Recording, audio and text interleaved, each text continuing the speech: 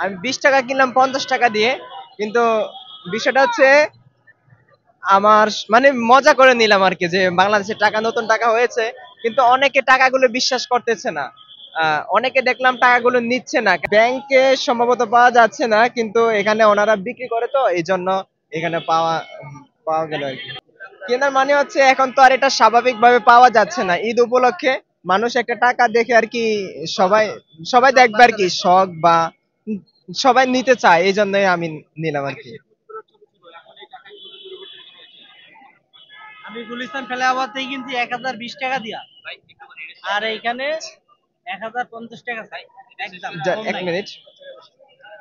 বঙ্গবন্ধু শেখ মুজিবুর রহমানের ছবি উঠিয়ে এখন বর্তমানে যে ইয়ার ছবিটা দেওয়া হয়েছে, এই যে মন্দিরের ছবি দেওয়া হয়েছে, এটা উচিত হয় নাই। যে হয় বঙ্গবন্ধুর ছবি উঠিয়ে মসজিদ দিলে ভালো হতো, কিংবা অন্য কিছু দিলে ভালো হতো, কিন্তু বঙ্গবন্ধুর ছবি সরিয়ে মন্দিরের ছবি দেওয়া, এটা আমার মতে উচিত হয় নাই।